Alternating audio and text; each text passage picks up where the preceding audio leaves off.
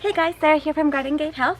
So as some of you already know, a few weeks ago I launched a little 6 weeks of wellness health plan that people can follow along from home. I thought it would be helpful during COVID-19 since a lot of us have a little more free time on our hands. And yeah, so on Mondays we've been talking about my favorite CBT topics, Tuesday a little bit about fitness, Wednesday something creative, and Thursdays I've been posting a little food demo. So this week's topic, we are now in week 4. I can't believe how fast the time is going by, wow. This week we're talking about healthy communication. Specifically, I have a little list that we were given in our schoolwork called the 12 blocks to healthy communication. So I thought that would be really helpful. I know initially when the lockdown or isolation time began, or quarantine time, there was worry about domestic violence and all these kinds of things, and people worrying about divorce rates rising and whatnot. And honestly, actually the first week of us all being cooped up was a little bit rough. Yeah, just trying to make sense of everything too. And yeah, for couples who people both work, that kind of thing, children are at school, it can be a lot to adjust overnight. So hopefully things are starting to settle for you guys though.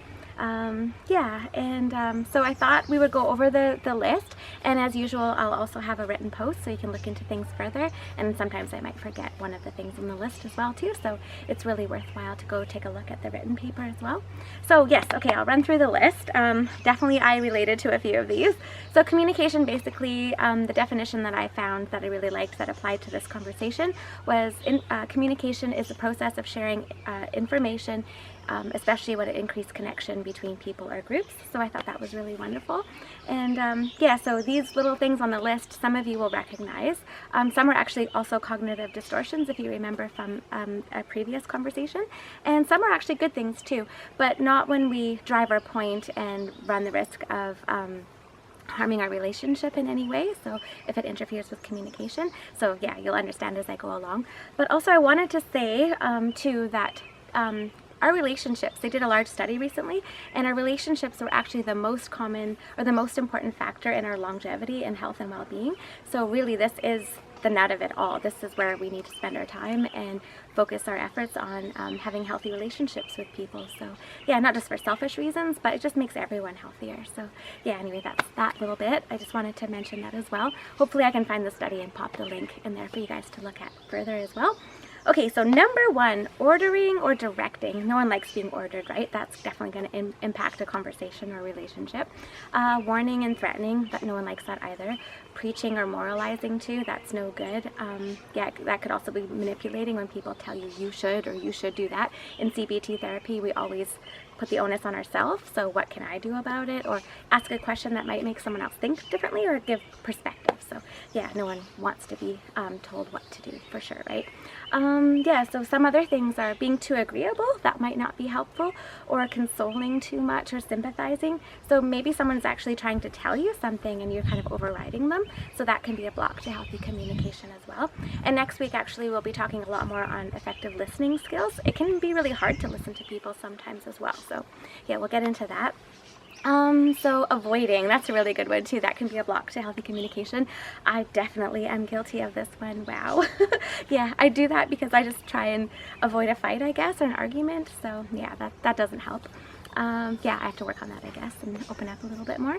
And then another one is over-intellectualizing a conversation. So we all kind of know people. We probably know somebody who likes to debate everything or just kind of take the conversation away, right? And just over-intellectualize everything. So yeah, that can be a problem as well.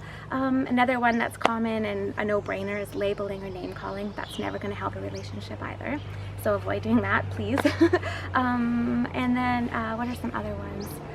Interrogating or questioning, too much of that too. So conversations, you kind of have to be, you know, go gently and try and, you know, ask questions and things like that too, but not come down at somebody too. So yeah, just be a little bit more careful on how you question or find information. It should be a collaborative thing, hopefully. So yeah, so be careful about interrogating. I see that too with the health community. We have intakes and stuff too, and some of these questionnaires and whatnot can be a bit invasive, and no one's going to open up when they're feeling like that. So yeah, I think that's an important thing to bring up.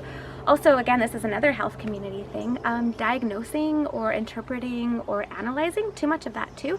You'll also run the risk of a healthy relationship too, or communication, because yeah, you've kind of already stereotyped somebody perhaps. No one likes the feeling of that either. So yeah, I think I covered a good chunk of them.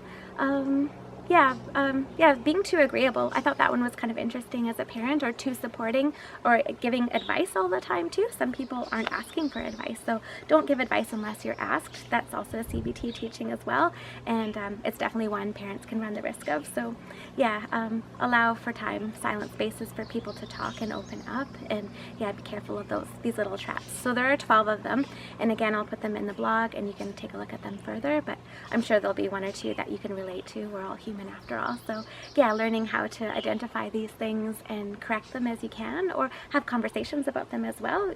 Your relationships might have a slant in this way already, so you'll probably recognize it. But again, don't use this to judge your partner. Just focus on what you can control, right? We talked about circle of concern and circle of control last week, so this would be one of those things. We can control how we behave. Yeah, so anyways, I hope you guys find that helpful, and next week we'll be talking about effective listening, and I hope you stay tuned for that. Take care, everyone, and see you soon. Bye.